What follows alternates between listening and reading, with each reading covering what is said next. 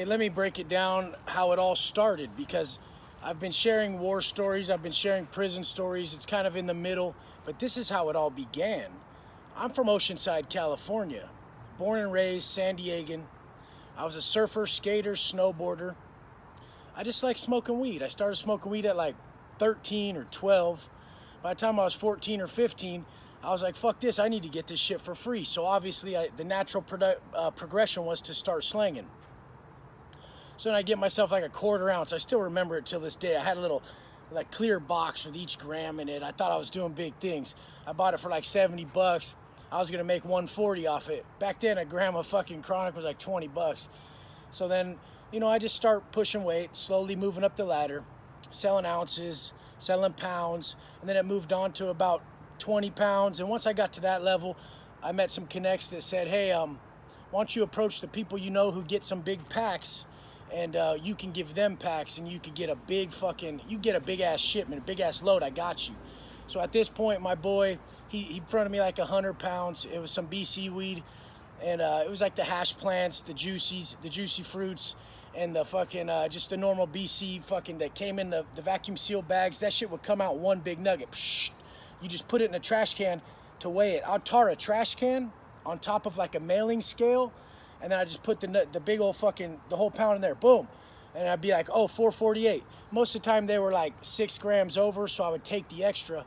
And after going through 100 or 200 pounds like that, that could tend to be a lot of money. But so I was slanging, I was hustling, I was pushing weight. And first thing I bought was like a Chevy Z71 Silverado, my first truck. I had a PlayStation in it, TVs, the whole nine. I spent about $50,000 on it. And then I had it for like 6 months, and I was like, fuck this, and I went and bought the Escalade. I thought I was real cool at this time. I was validating myself with my possessions. I grew up lower middle class. We always had problems with bills. We were never super poor or nothing, but we just had problems making it every month. So like my goal was to not hear about money problems and to fucking get myself where I needed to be, get my family where we needed to be. So I started hustling. At this point, I'm making about 20 grand, 40 grand a week, blowing it like an idiot, like a fucking kid who just got some money, very low financial maturity. And I go get an Escalade, I put some rims on it. Now I think I'm really doing it, because at that time, that's what all the rappers had and all the big dogs had.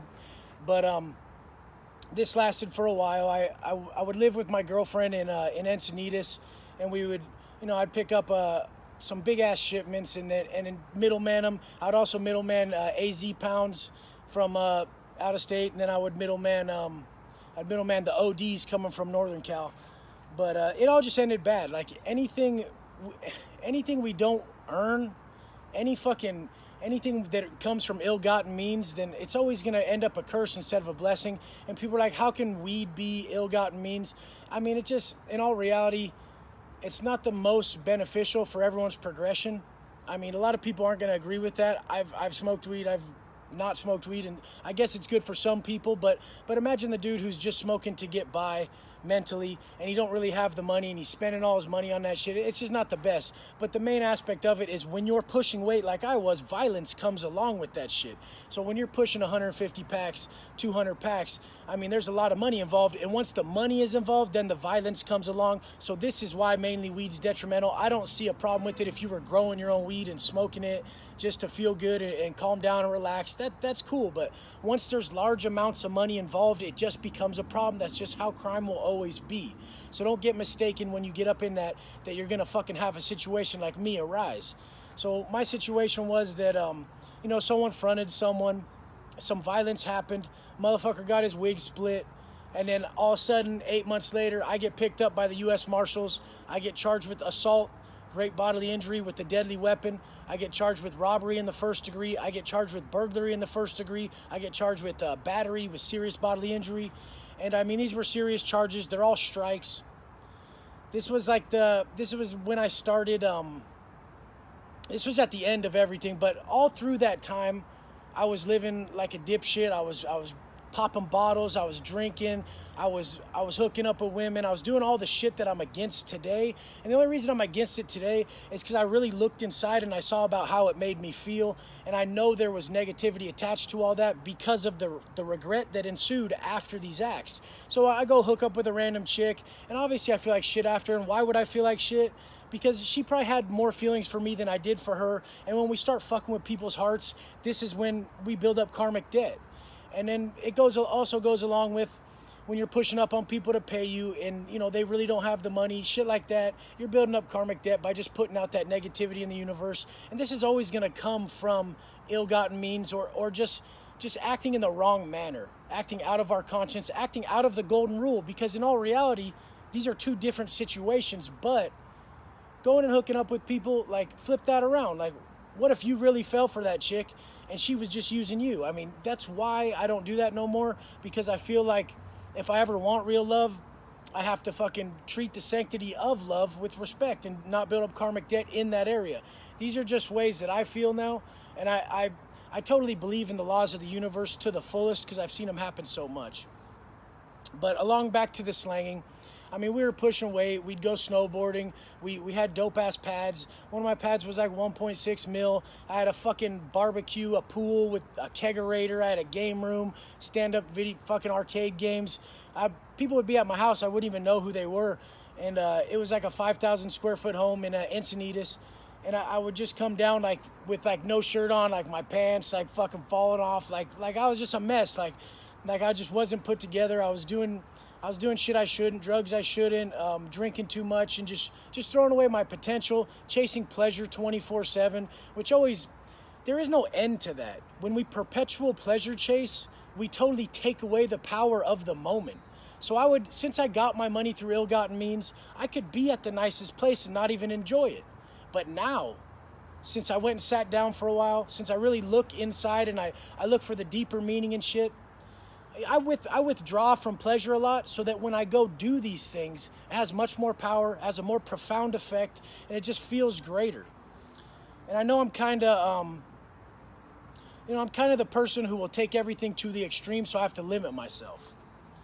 So the hustling turned into the crime turned into the large amount of prison time, and that's how a normal weed smoking, drinking, San Diego kid who's a skater, surfer, snowboarder can end up in the pen for 10 years. If you think it can't happen to you, you're greatly mistaken, because I know all of you guys have been at a bar and a motherfucker's talking shit, or he grabs your chick's ass and you blast that fool. I know you have. That'll catch you 5. Once you get that 5, you go in, you put in some work, you catch another 5. It's just how it is. Nobody gives a fuck if you have a perfect life on the street. Nobody gives a fuck if you got a daughter. Yeah, they care. They want you to make it out, but once you land in the penitentiary, your allegiance is gonna be to your race, and that's it. Or you can go PC and have a fucking straight punk as a celly, and he probably will like you. And if you're into that type of shit, whatever. We're not even gonna speak on that. But the main fucking point that I always want to come across is there's a right way to do it. There's a right way to do it. It's going to be the long way. It's going to be the harder way, but it's going to be the way that your intuition is telling you. Because that whole time I was pushing that way. When I bought that Range Rover, when I was pushing around on the white-on-white Rover with the crazy watch on, with a bunch of money in my car, thinking I was a shit, I knew in my conscience that one day they were going to come knocking at my door, and I was going to do a lot of time. I almost just already was living in a manner that was self-destructive because I knew it would end. So basically, when we make money our God, it will plague us like the devil. Self-validation coming from monetary possessions, coming from slanging, only want to be noticed that you can make money. This is going to bring around all the wrong people. Trust me, it happened to me tenfold. I would only have people that wanted to go spend a bunch of money at the club. Once all the money was gone, I'm sitting there alone at my house at night. It would be women that were strippers and stuff like that, and they just had the wrong intentions and the wrong view on life. I mean, that doesn't mean they're bad people, but at that time, they weren't in the stage of growth that I needed, nor was I. But I mean, we're all growing, we're all learning. It's all a process that must take place. This is why I'm going to sit here today and tell you, if your intuition's telling you to step out of this process already, that's a warning. that's a warning that something bad's gonna happen. So step out of this process. Make sure you don't have to go through it like me. Your conscience is guiding you every fucking step of the way. It's telling you, hey, not today, man. Don't do that. Maybe you should get out of this business. Maybe you should get out of this lifestyle. Motherfuckers die when they don't get out. Motherfuckers get their lives taken all the fucking time for big ass packs. There were fucking times where if a motherfucker had a shitload of work, I know fools who would just go up in there and didn't care if the fool lived or died. Luckily, in the weed game, most people would just give their shit up. You don't want that shit. There's people who are fucking, they got their back against the wall. They have no other option. They're just grimy, and they're gonna come take your shit. And I mean, how do I know? It's because I've been on the other side of all this. So just don't think you're fucking an exception to the rule when it comes to doing a gang of time, getting your fucking head blown off, or fucking just getting... I know a motherfucker who got tied up over like 5 pounds. They tied his ass up and they filleted all his tattoos off while he was tied to a chair over fucking 5 pounds. And then he fucking wouldn't even tell on him when he barely made it out. Like, he fucking ran through a upstairs glass window while fucking tied to a electric fucking, they had an electric cord around him to a chair, his legs and shit, and they cut all his tattoos off. They were gonna kill his ass, and he ran through a glass window with the chair attached to him off like a balcony, and he barely fucking lived. This fool ended up getting some time even for that happening to him. This is how fucked it is. Because he wouldn't tell on no one, he wouldn't snitch or nothing. And these other cats ended up getting busted, getting mad time, mayhem charges and all that shit. But I mean, don't watch these movies and not pay attention to the fucking ending, you guys. That ending is really real.